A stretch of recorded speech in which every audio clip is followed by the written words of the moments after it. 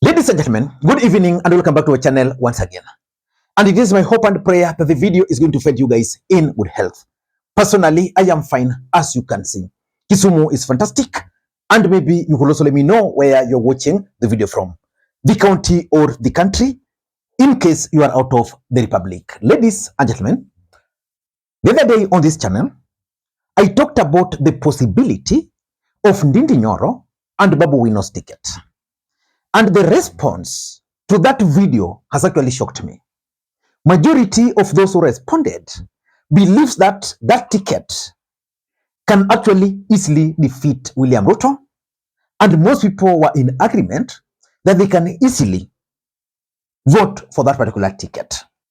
But there are people who also asked me to talk about the possibility of Babu Owino inheriting Raila Odinga's support base, which is the Luo Nyanza, the ODM base, and probably Raila Odinga support base across the country.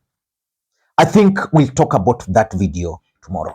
Yesterday, Kalonzo Musyoka and Eugene Wamalwa also announced that they were ditching Azimio. And I asked myself one question. Why should Kalonzo Musyoka, Eugene Wamalwa, and Jeremiah Kioni continue insisting that there is still something called Azimio? Because you all know that Martha Karua pulled out of Azimio. I'm not so sure whether Raila Odinga is still part of Azimio, because if you ask me, Raila Odinga is no longer part of Azimio. So Kalonzo Musyoka at one point announced to the country that Azimio is dead. So I'm failing to understand why Kalonzo Musyoka and Eugene Wamalwa are still talking about Azimio. For me, Kalonzo Musyoka should focus, and I repeat, Kalonzo Musyoka should focus on two main things. Number one, crafting an information without dragging the name of Azimio, because Azimio is dead. Number two, how he can win the presidency of the Republic of Kenya in 2027. Because clearly, there are Kenyans who still believe that Kalonzo Musyoka can actually win the presidency of the Republic of Kenya. But I don't want to talk about that for now. For now, I want us to talk about a video which I had intended to actually do some 2 or 3 days ago. Why William Ruto will regret impeaching Rigathi Gachagua. For those who follow the politics of the Republic of Kenya, William Ruto engineered the impeachment process of the Deputy President Rigathi Gachagua. And he did it in a way that shocked even Rigathi Gachagua himself. Because at some point I thought Rigathi Gachagua was going to outsmart William Ruto. But before Rigathi Gachagua realized, he was already out of office. And of course you can understand William Ruto, why he needed to get rid of Rigathi Gachagua. Let me just explain to you briefly why Ruto needed to get rid of Rigathi Gachagua, and why personally I strongly believe that the move to impeach Rigathi Gachagua is going to backfire on William Ruto big time. Number one, William Ruto realized that Rigathi Gachagua was not acceptable. He was emerging as a tribal leader. Rigathi Gachagua was only talking about Mount Kenya, and therefore targeting him for removal was so easy for Ruto, because then the ground was there. Majority of Kenyans were even tired with Rigathi Gachagua singing to Kenyans about Murima. Number two, Rigathi Gachagua's brand of politics is something William Ruto would not want to endure. For example, Rigathi Gachagua is a abrasive politician.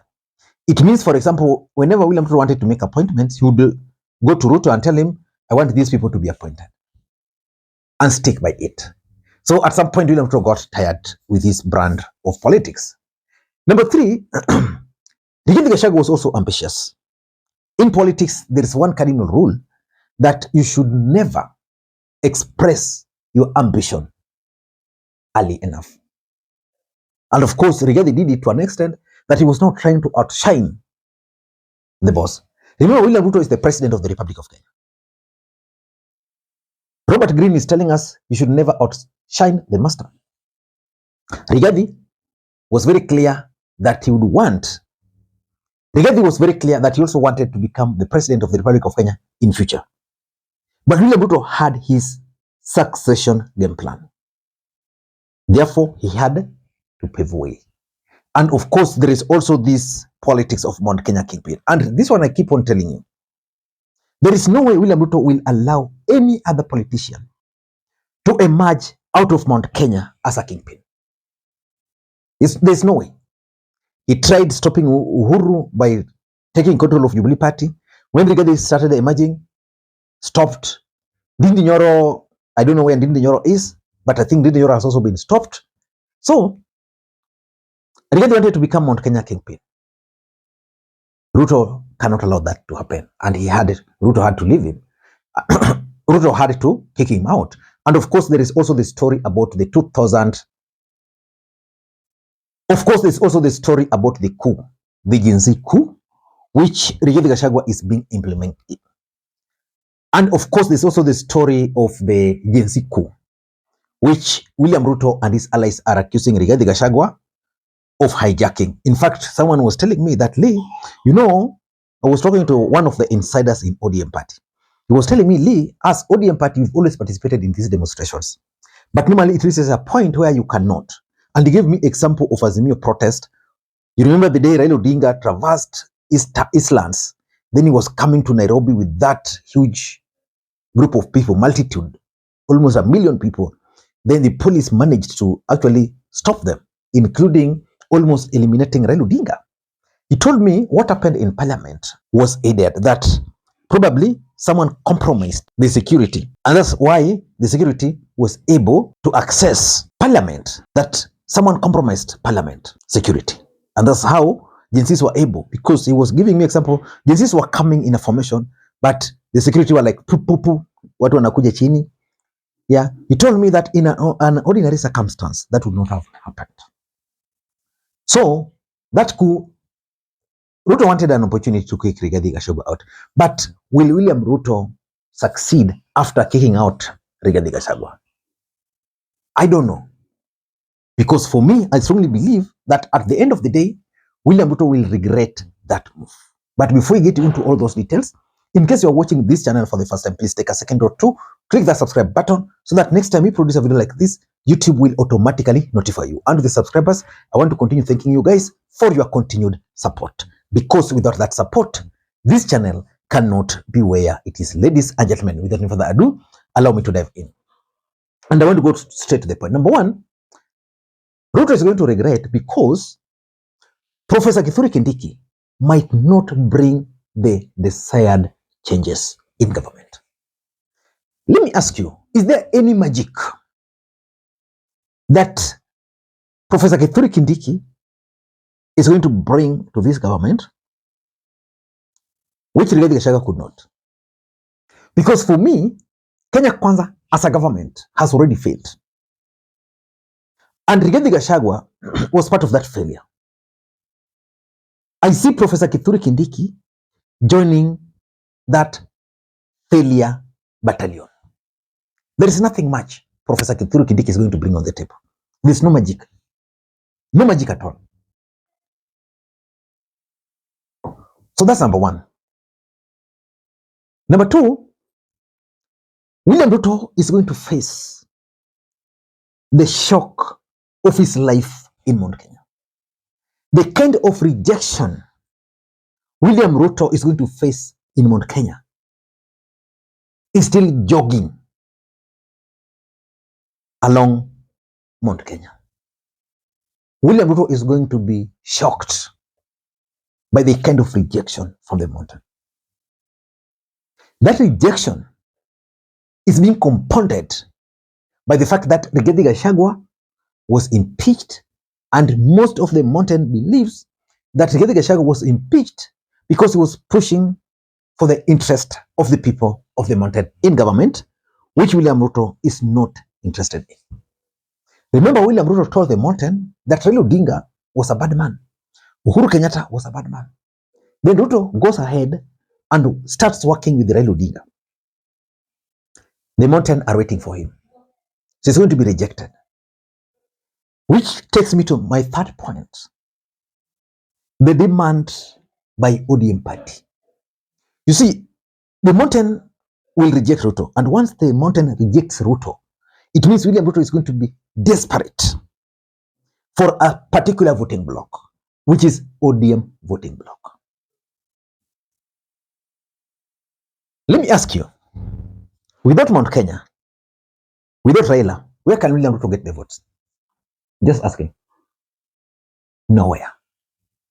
So which means William Ruto is going to do everything possible to ensure that he wins the support of ODM as a political party and the support of their strongholds. ODM party has also realized the desperation in William Ruto's camp. So they are going to milk the cow proper.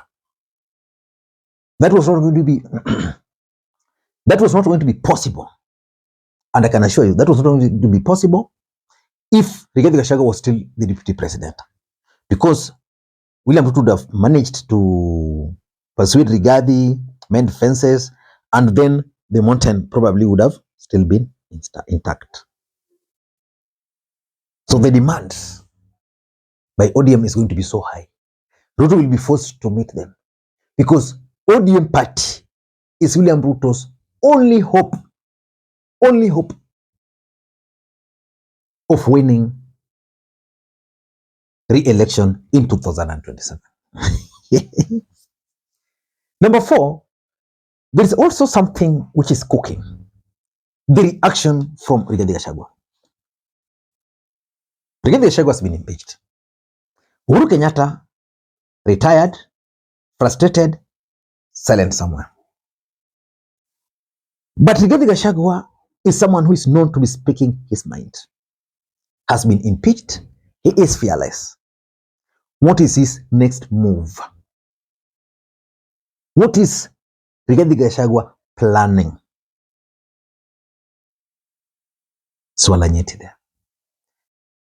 Is he going to expose the rot in the government?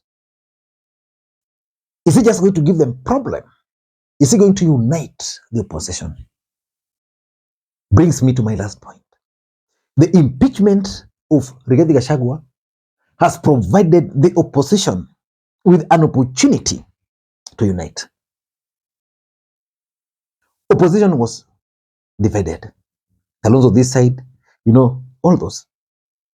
Now, I can assure you, with that impeachment, Kalonzo can sit down with Uhuru Kenyatta, with Jeremiah Kioni, with who they want, and agree to front a single candidate.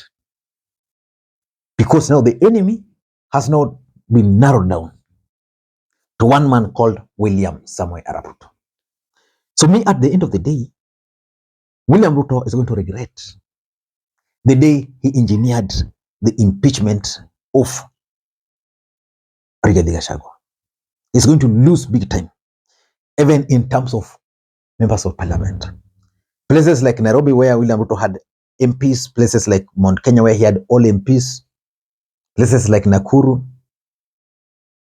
I foresee problem for William Ruto because ODM party might support Ruto, but they will not allow Ruto to field candidates in their strongholds. Ladies and gentlemen, I don't know what to think. That's my take. By the way, today I'm late. I had a patient at Aga Khan Hospital doing badly. Came just this evening from 6 a.m. And actually, I'm going back there. Yeah, that's the situation. Until next time, this is Makwiny. Bye-bye.